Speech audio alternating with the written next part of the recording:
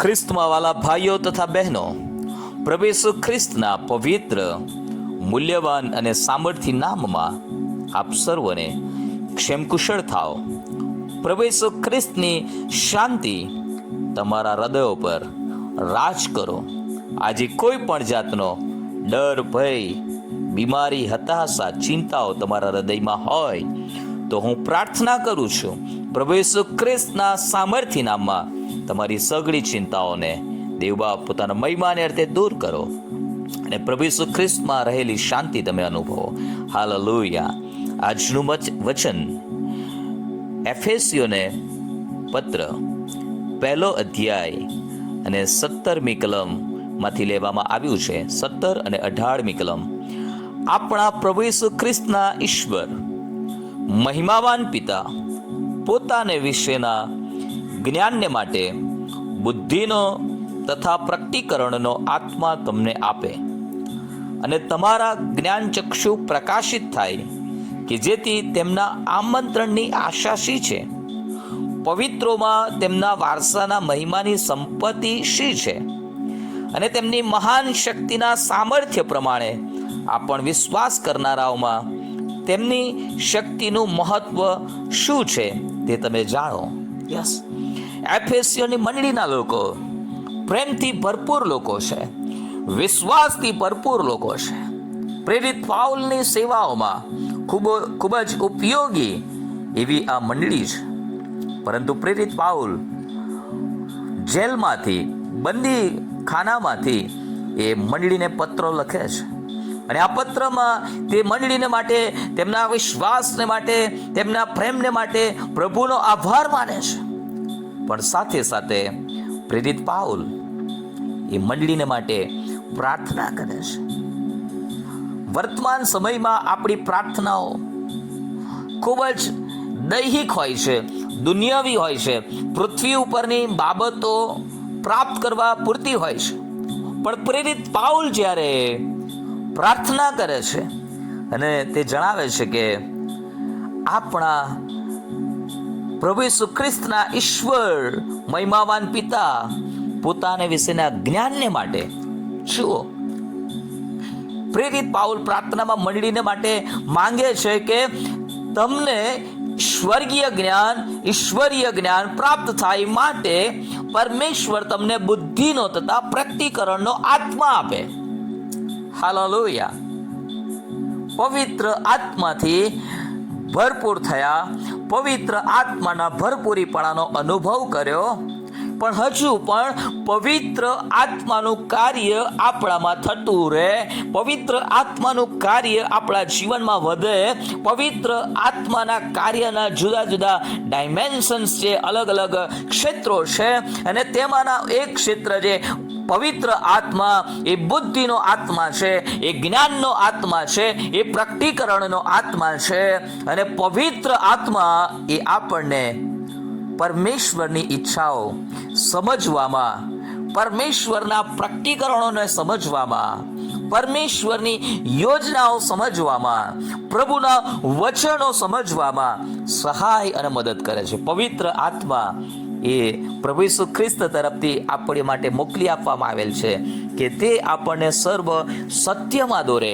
પવિત્ર આત્મા એ સત્યનો આત્મા છે અને એટલા માટે બુદ્ધિનો તથા પ્રકટીકરણનો આત્મા તમને મળે એવી પ્રાર્થના પ્રેરિત પાઉલ એફેસીઓની મંડળીને માટે કરે છે. અને આજે મારી પણ એ પ્રાર્થના છે વાલાઓ, જેઓ આ વચન સાંભળી રહ્યા છે. હા પ્રભુ, તમને પણ એ હાલેલુયા બુદ્ધિનો, પ્રકટીકરણનો આત્મા પ્રભુ તમને આપે કે જેથી કરીને તમે પ્રભુના હાલેલુયા વચનોને, પ્રભુની ઈચ્છાને બરોબર રીતે સમજી શકો. હાલેલુયા. પ્રભુના વચનો, પરમેશ્વરના મર્મોને આપણે પોતાની રીતે સમજી શકતા નથી, આપણે તેનું ખોટું અર્થઘટન કરી શકીએ છીએ. પણ પરમેશ્વરનો આત્મા એ બુદ્ધિનો આત્મા છે, એ જ્ઞાનનો આત્મા છે અને બાઇબલ પવિત્ર આત્માની પ્રેરણાથી લખાયું છે અને તે આપણને પ્રભુની યોગ્ય સમજ પૂરી પાડે છે. આપણને પવિત્ર આત્માની મિનિસ્ટ્રીની આપણા જીવનમાં જરૂર છે અને આગળ વધતા એ કહે છે 18મી કલમમાં, અને તમારા જ્ઞાન ચક્ષુ પ્રકાશિત થાય. જુઓ, મંડળીના લોકો તારણ પામી ગયા એટલું પૂરતું નથી.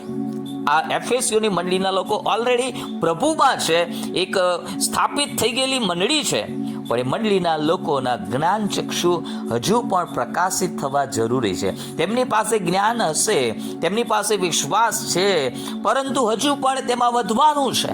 અને એટલા માટે તેમના જ્ઞાન ચક્ષુ પ્રકાશિત થાય એ બહુ જરૂરનું છે.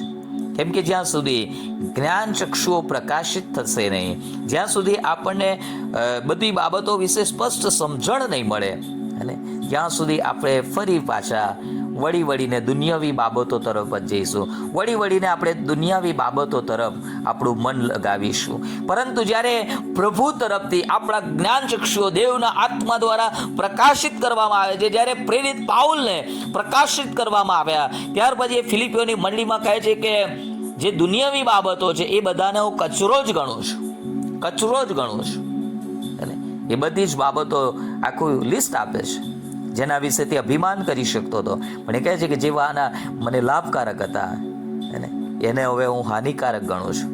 કેમ કે પ્રેરિત પાઉલ એ ના જ્ઞાનચક્ષુ પ્રકાશિત થઈ ગયા છે, અને હવે એ ચાહે છે કે જે મંડળી તેણે સ્થાપી છે એ મંડળીના લોકોના પણ જ્ઞાનચક્ષુ પ્રકાશિત થાય.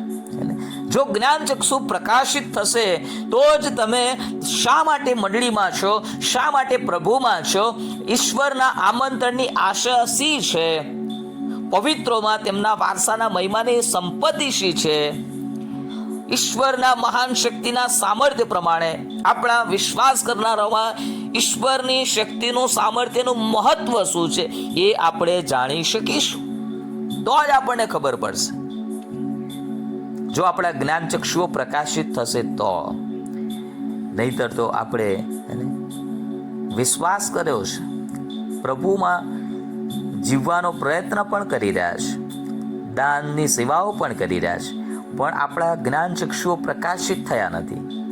અને જ્ઞાનચક્ષુઓ પ્રકાશિત થયા નથી એટલે આપણે જે પ્રભુ પર વિશ્વાસ કર્યો છે એમના સામર્થ્યને હજુ આપણે અનુભવ્યું નથી. હજુ આપણે દુનિયાવી બાબતોની ચિંતાઓ રાખીએ છીએ. હજુ આપણે સંપૂર્ણપણે પ્રભુ પર ભરોસો રાખી શકતા નથી. સંપૂર્ણપણે આપણે આપણા જીવનને તેમના હાથોમાં સમર્પણ કરી શકતા નથી. આપણા માટે, આપણા કુટુંબને માટે આપણે પરમેશ્વર પર ભરોસો રાખતા નથી. હાલેલુયા. આ દિવસોની અંદર પ્રભુ આપણને હાલેલુયા બુદ્ધિનો અને પ્રકટીકરણનો આત્મા આપે, તે તમારા જ્ઞાન ચક્ષુઓને પ્રકાશિત કરે. વાલાઓ, મારી પ્રાર્થના છે, અને પ્રભુ તમારા જીવનોને આત્મિકતાના એક નવા સ્તરમાં લઈ આવે. અને એ તો ત્યારે જ બનશે જ્યારે પવિત્ર આત્મા એ તમારા હૃદયોમાં મિનિસ્ટર કરશે. પવિત્ર આત્મા જ્યારે મિનિસ્ટર કરશે ત્યારે જ તમે આ બધી બાબતોને સમજી શકશો, અને ત્યારે દુનિયાવી બધી બાબતો એ તમને ગૌણ લાગવા લાગશે. પ્રકટીકરણની અંદર આપણે વાંચીએ છીએ, પ્રકટીકરણની અંદર યોહાન જ્યારે દર્શન જુએ છે, લગભગ 4થા અધ્યાયની અંદર તે દર્શન જુએ છે, અને પછીથી મંડળીઓની પરિસ્થિતિઓ વિશે 2-3 અધ્યાયની અંદર એ જુએ છે. મંડળીની પરિસ્થિતિઓને 4થા અધ્યાયમાં એ સ્વર્ગનું દર્શન જુએ છે, અને પછીથી હાલેલુયા પ્રભુ એની સાથે વાત કરે છે કે અહીં ઉપર મારી પાસે આવ. હાલેલુયા. પ્રભુ તેને પોતાની પાસે બોલાવે છે. હાલેલુયા. 4થા અધ્યાયની 1લી કલમનો છેલ્લો ભાગ, અહીં ઉપર આવ, અને હવે પછી જે થવાનું જ છે તે હું તને બતાવીશ. અલગ રીતે પ્રભુ એની સાથે વાત કરે છે. મંડળીઓની પરિસ્થિતિઓ એવી હતી, પરંતુ એક આશા છે. હાલેલુયા. પરમેશ્વર હજુ પણ કામ કરી રહ્યા છે, અને પ્રભુ હજુ પણ આપણી મધ્યે તેમના આત્મા થકી કામ કરવા માગે છે. આપણામાં, આપણા કુટુંબમાં, આપણા બાળકોમાં, આપણી મંડળીમાં, આપણા લોકોમાં. વાલાઓ, આ સમય બહુ મહત્વનો છે. ગંભીરતાથી લો અને પ્રભુને કહો, પ્રભુ મને હાલેલુયા પરમેશ્વરના જ્ઞાનને અર્થે મને બુદ્ધિનો અને પ્રકટીકરણનો આત્મા આપો. પ્રભુ મારા જ્ઞાન ચક્ષુઓને પ્રકાશિત કરો કે હું તમને વધુ નિકટતાથી ઓળખી શકું અને તમને મહિમાવાન કરી શકું. પ્રભુ મને જે આમંત્રણ આપવામાં આવ્યું છે, હું પ્રભુ ઈસુ ખ્રિસ્તની સંગતિમાં આવ્યો છું. પ્રભુ તમારા આમંત્રણની હાલેલુયા નિશાની સમજવાને માટે મારી સહાય કરો. પ્રભુ શા માટે હું તારણ પામ્યો છું? મારી અંદર દેવનું જે સામર્થ્ય કામ કરે છે, જે સામર્થ્ય ઈસુ ખ્રિસ્તને મોયલામાંથી સજીવન કર્યા છે, એ દેવનું સામર્થ્ય, દેવના આત્માનું સામર્થ્ય મારામાં કામ કરે છે. તો કેવી રીતે હાલેલુયા જગતિક બાબતોમાં આધીન થવું ને નિરાશામાં જીવવું? મને આત્મબળ આપીને બળવાન કરો. પ્રભુ ચોક્કસ તમારી સહાયને મદદ કરો. God bless you. Have a nice